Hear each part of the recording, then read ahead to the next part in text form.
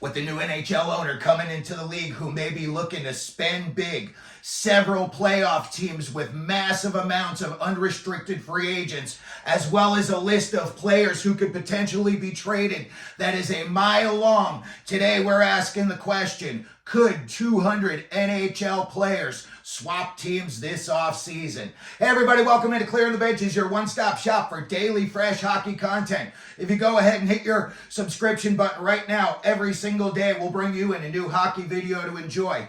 Well, this offseason will undoubtedly be one of the most busy in recent memory. There is a lot going on. You got a new team coming in. You got a brand new owner.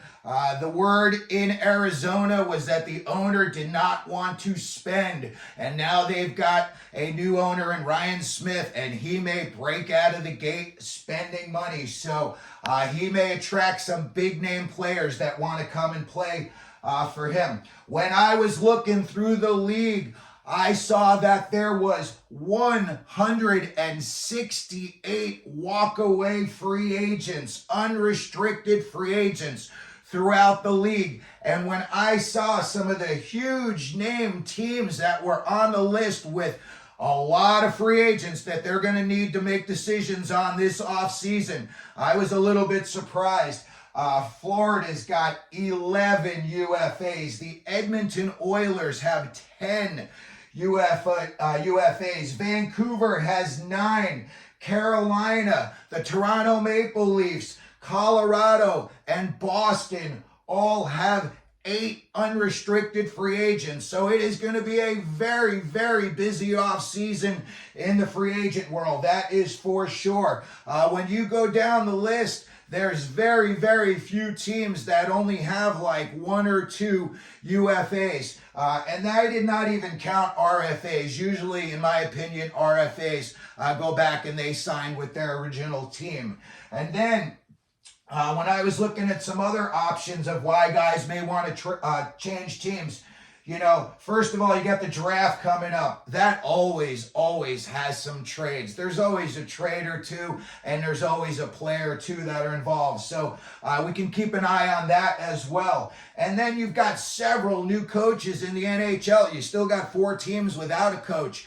And, you know, all of those new coaches could attract players that maybe they crossed paths with in the past, and they had a good experience, and they decide, hey, you know what, this guy just got hired by San Jose. I had a good experience with him. Let me go out, ask for a trade or sign a free agent deal out in San Jose to play for that new coach.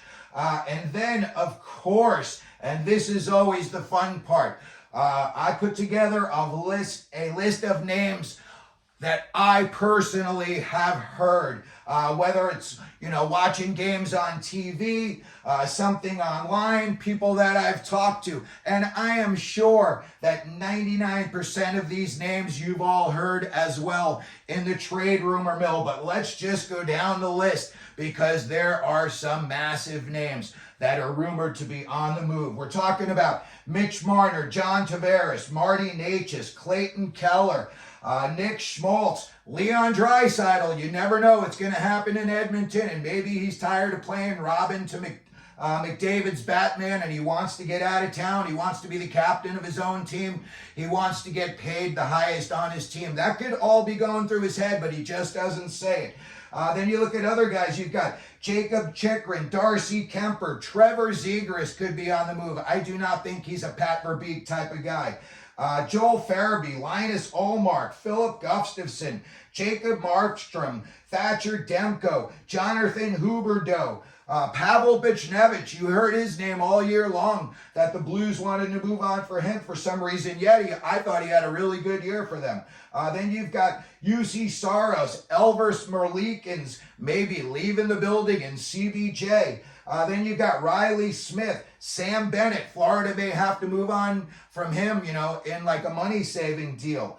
Alexander Holtz in Jersey. I don't know if he's panning out to where they thought he would be right now. Capo Caco on the Rangers. The other day, I just thought, in my opinion, he's a bust. Mikhail Granlund, Karel Vejmelka, Jared Spurgeon, Tanner Jeannot, another big, trade, and it really didn't work out for Tampa like they had hoped. So I had heard maybe they were looking to move on from him. Jordan Greenway, Peyton Krebs, Tristan Jarry, a lot of goalies on this list, and I think after what we saw that happened, down the stretch in the regular season and in the playoffs, I think goalies are going to be at a premium this offseason. You have Vince Dunn, Adam Larson in Seattle, Nicolaij Ehlers with Winnipeg, and then you got guys like Rasmus Anderson in Calgary, Joe Veleno, John Gibson, another goalie. I think he's a little bit older and a little bit banged up, but if somebody wanted to sign him to a one-year deal and he only had to play 20 games, that could work out well for them. TJ Oshie down in Washington, along with Nick Jensen and John Carlson. I think those guys are all going to move on. I think if Washington could find a suitor, they would send them on their way.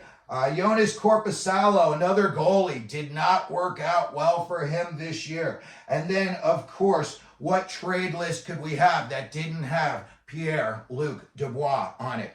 So that's a list of all of the, options and, guys who could be traded and UFAs. And when I started to add up all the numbers, you could possibly have over 200 NHL players that change teams this offseason. So we're definitely going to be keeping an eye on it. Let me know what you think down in the comments section. Let me know if you think, some of these guys are going to get traded. Let me know what you think your team is going to do in free agency, both in-house and out on the market. If you could, please hit the like button, hit your subscribe button, and as we always do here at Clearing the Benches, let them know you're out there.